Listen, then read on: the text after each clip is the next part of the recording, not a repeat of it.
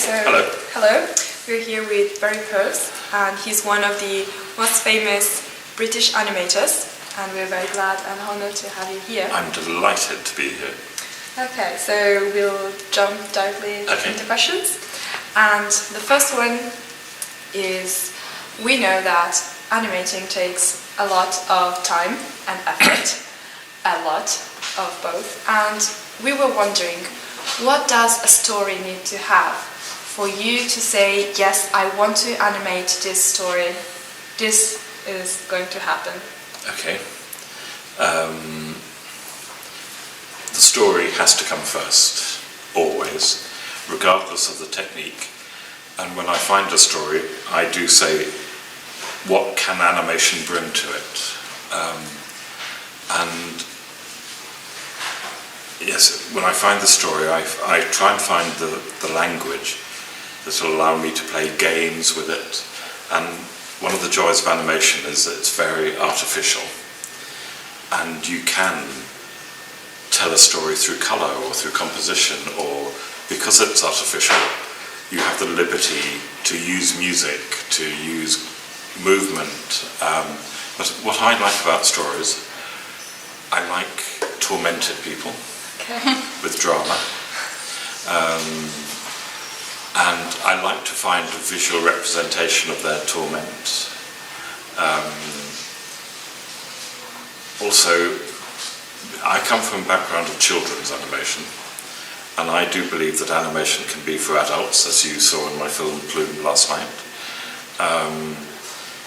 And I like to take puppets in a direction that perhaps they haven't been taken before. I do believe you can give a puppet torment, drama, psychology, and I like to find stories that maybe puppets haven't dealt with, maybe emotions that puppets haven't dealt with before. 20 years ago I made a film of Verdi's Rigoletto, and that had rape, murder, huge emotions that Verdi loves so much, and it sort of worked. And after that I made a film about Achilles, and I wanted to see if I could make a puppet erotic and intimate. You know, it's just a puppet, but can I make an erotic puppet? That was the idea. And so I like to find stories that interest me and maybe say something about myself, but I'm doing something new with them. A puppet is an alter ego. All art is sort of revealing about the artist. And a few years ago I made a film about Tchaikovsky. And yes, it's about Tchaikovsky, but my sister saw the film and said, that's about you, isn't it? It is, of course. Of course it's about you. It's, you know, I'm here in Venice and I'm talking about masks a lot. And I love the irony that a mask, art, whatever you want to call it, rather than concealing, it does reveal. It really does reveal. And it gives you liberty to be more honest than you would just normally. And I think that's what I do in my films, is find a subject, a device that allows me to be really honest, but through the distance of puppets and animation and things. So I'm afraid all the films I've made are about me. But, you know, that's what artists do, I think. Is that a good answer? Yeah, absolutely. So, as you said, a lot of your artworks include puppets. So, what does it feel like to see your characters develop in your hands? It is so exciting. Probably, if we equate it to a painter, he does this beautiful portrait, and it's very technical and there's something missing. But just put one dot of light in the eyes and they come alive. My job as a puppeteer is to give the puppets a thought process so we can understand what they're thinking, what their drama is. And I love working with puppets because you hold it. You know, working with a keyboard, bores me senseless. I have no interest in working with a keyboard. I want to work with people. In a stop motion studio, you have a cameraman there, you have a lighting person, you have people making the props and costumes. It is a team. But in front of the camera, it's you and a puppet. And sometimes technology can get in the way. There are lots of puppet techniques where you can take the face off and put a different face on it. I don't particularly like that. I like the rawness of one puppet by hand and a camera. It's like just working with a pencil. It's as raw. I would get upset when the performance of the puppet is created in the editing room or in computers. I want the performance to be created in my hand. And it's funny, I've done lots of children's series and I've worked with lots of puppets and I love them, but I don't love them as the way the puppets I've touched. And I get a bit of a diva when I'm making a film and somebody else touches the puppet before we finish the film. No. Or sometimes you go away for the evening and the cameraman's played with the puppet and put it in a position like that, and I go, no, he wouldn't do that. You have to put yourself inside the head of the puppet. You really do. And I did a TV series called The Wind in the Willows, and I animated Mr. Toad, who was a toad. And he's very exuberant and colourful. And after 6 years, was I Mr. Toad? Was he me? You know, you give... When we work with animators, we cast an animator like you would cast an actor. Some animators are very good at slapstick, some are good at the emotional ones, some are good at humour, some are good at the drama, but you can always tell who animated that character.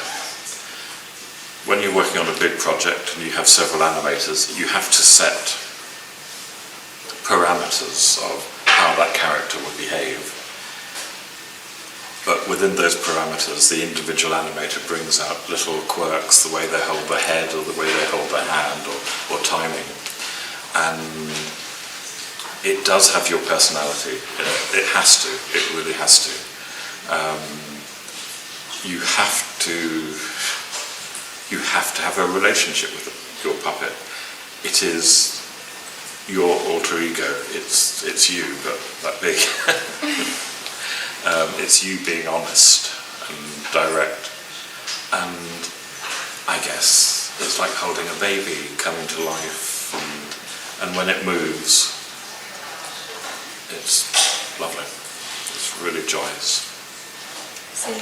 Well, it must also be very interesting for you with the study that you do behind it, because as for Tchaikovsky's movie, short animated film, the work you had to put in understanding how he played the piano was very, very interesting. And that is one of the satisfying things, and the audience don't necessarily see that.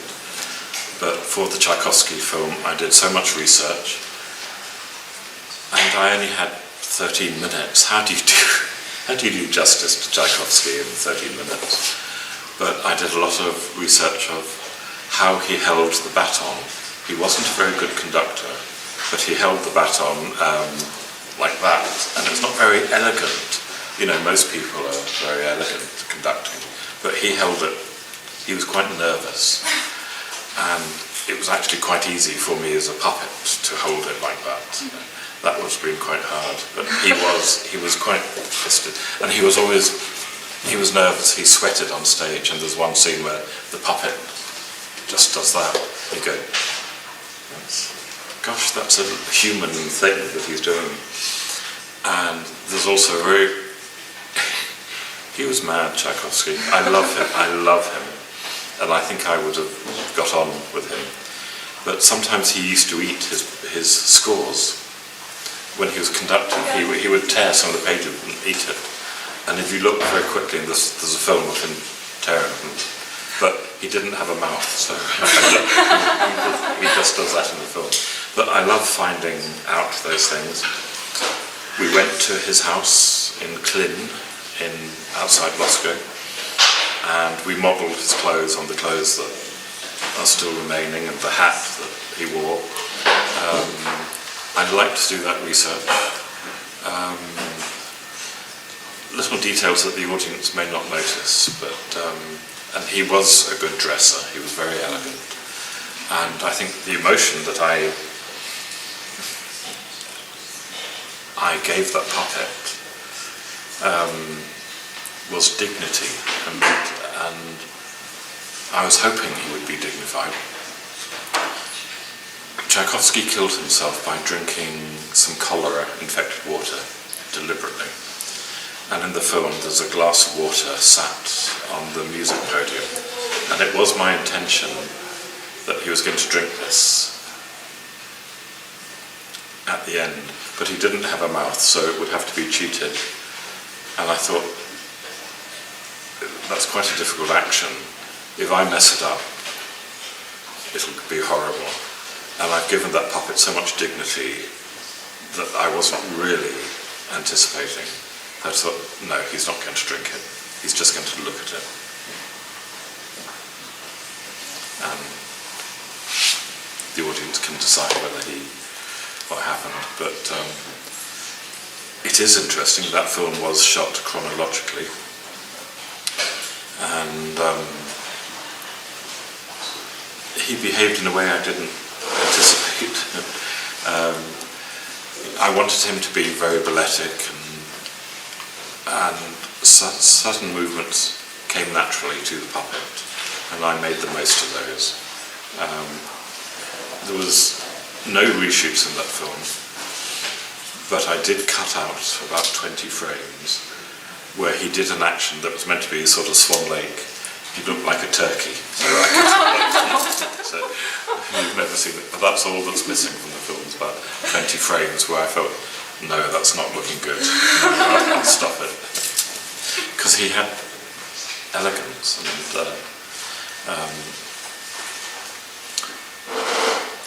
there are some things you just can't do with a puppet. You give them a life and they behave how they should behave, I think, yeah. In my film about Shakespeare, originally I had the idea of him taking his head off and being Yorick's skull from Hamlet.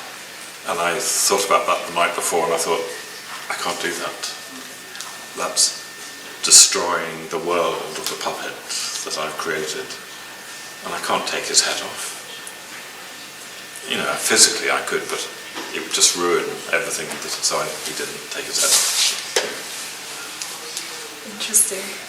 And so you have plenty of experience in many different areas, cinema, theatre, television. Yeah. And we were wondering, how has this influenced your work as an animator? It's all storytelling. A lot of people don't like my films because they're very theatrical, they're not funny, they're not literal. And I love not being literal. Let's talk about Shakespeare. 400 years ago, in bright daylight on the stage of the Globe Theatre in London, a 16-year-old boy walked on in a dress with a candle saying, "I'm Lady Macbeth and it's dark." And people believed him. That's what it's about. You don't need darkness, you don't need full sets and costumes or whatever. If that character tells you it's dark, and he's a boy being a 40-year-old woman, if he believes it, you believe it. And you enter a contract with the actors. You become part of them, part of the process. You share their experience. I sometimes worry that CG is so photorealistic and can do anything. It's taken away the limits of what is believable, and it's like watching things through a glass. I think I love art when it's a trick, like an empty stage, and yet there's a person standing there and he conjures up an image and you believe it, you see it, it's not there.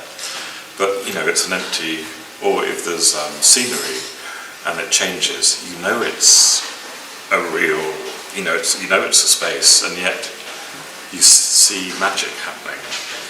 But for magic to happen, you need to know the limits.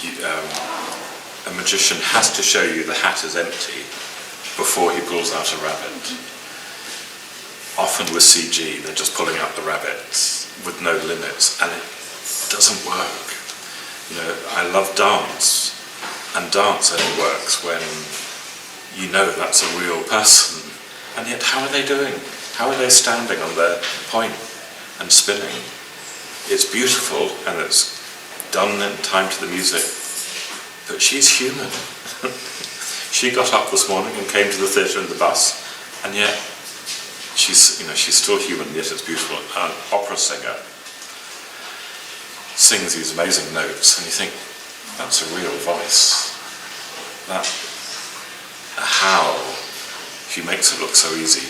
You need to know animation, you need to know it's a puppet to enjoy it.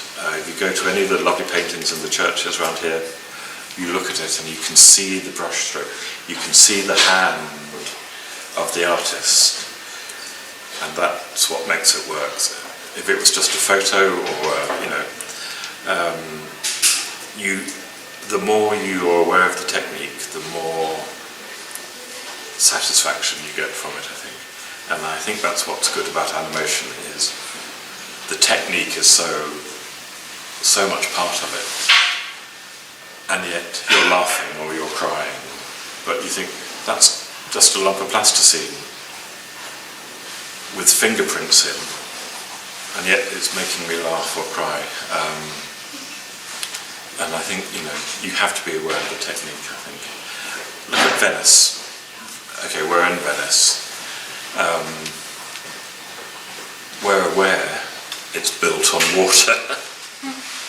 We're aware of the extraordinary nature of the city, and that's what makes it special. It's beautiful. The lighting, the sky, the light you have in the city is amazing, and the colours of the brickwork and everything.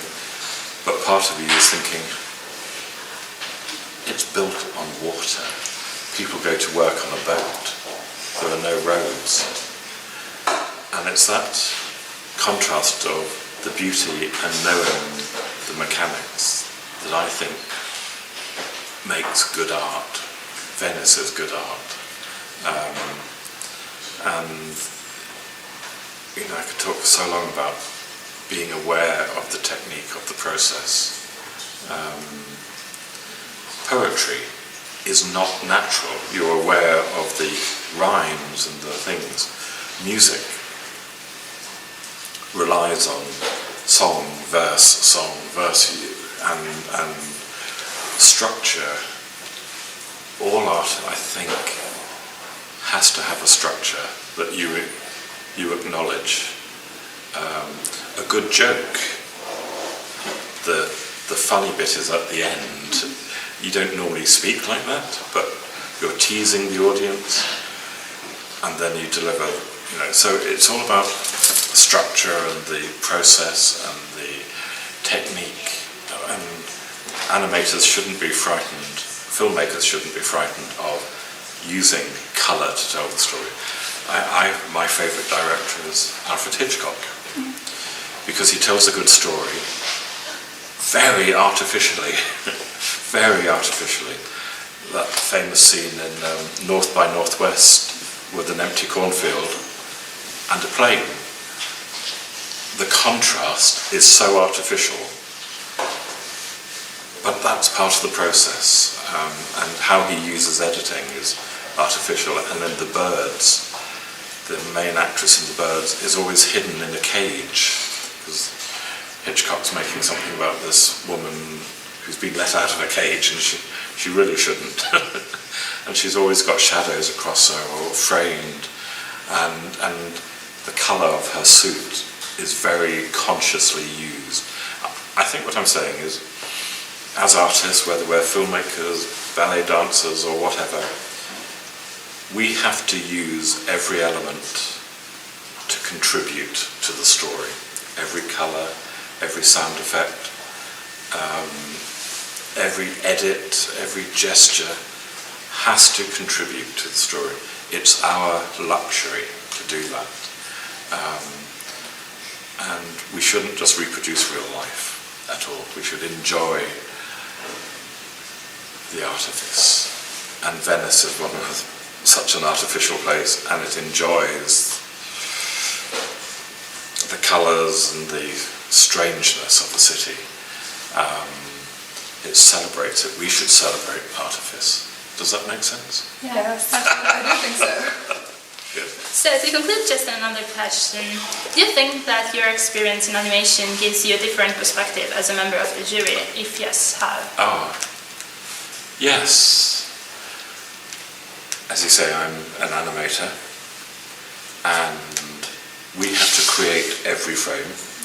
Every frame costs money, time, because it's very slow. So there's no point in building a puppet if it doesn't have anything to say or anything to do, just standing there in the background. Tell the story with one puppet, not two, with the other one doesn't do anything. And I think it gives you a certain economy in storytelling. And animation can use metaphor, and you can set up the scene with a colour or a graphic, or you can set it up so much quicker. I've watched some of these live action films this week and loved them, but I kept thinking, no, you could have done that a bit more economically. You didn't have to show that opening scene and the car driving up to the house. You could have done it more theatrically, more economically. Because sometimes short films should be short, 12 minutes, 15. 30, a 30-minute short film is that a long film or a short film? But I think, I would suggest short filmmakers are more economic and making every frame count. Avoid being literal, I think. But I have seen some wonderful films this week. They've been quite bleak, some of them. But it's been good to see films from different cultures, and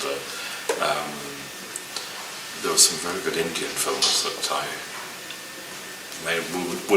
I would not have seen them if I'd not been at this festival. And that is what's so fantastic about festivals, is you get to see films you wouldn't have seen, and there were filmmakers here, so I've been having a good chat to them, and it's great to meet all these students and try and help. Any more questions? Ask. Yeah. We're done. Any of you want to ask questions? Anyone behind the camera want to ask questions? Go on, don't be shy. You're lurking over there. So if I was to give advice to filmmakers, your film doesn't have to change the world. You don't have to do something huge. You can just tell a story of having a cup of coffee this morning. That's fine. But you have to make it interesting.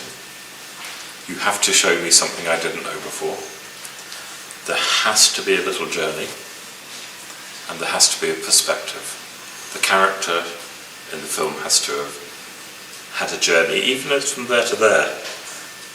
He or she has to have developed. But some people want to do these life-changing films in 11 minutes, and maybe you can't, and maybe you don't have to, but you have to be interesting. You cannot be boring, especially with something like animation that takes so long, costs so much money. You can't make a boring film. And I think a lot of that comes through being observant, but you have to do your homework. There's no... Yes, you do. Somebody's told you that, haven't they? You cannot just put a camera up and make a film. because you'll be wasting a lot of time. I really do believe we have to do storyboards. Animation is boring. That's it. If you're a diver, you get wet. Animation is boring. But the end, get on with it. It's not boring. I love it, but it is slow, and some people don't have that appreciation that a day's work and you only get 8 seconds at the end of it or something. You have to have the attitude, what a fantastic 8 seconds that wasn't there yesterday. It's small, animation, it's small, but that's part of it. So get with the picture, girls. Okay, is that okay? Thank you very much. Okay, my pleasure. So much. Absolutely my pleasure indeed. To be in Venice talking to nice people and things, that's great. Thank you, Venice.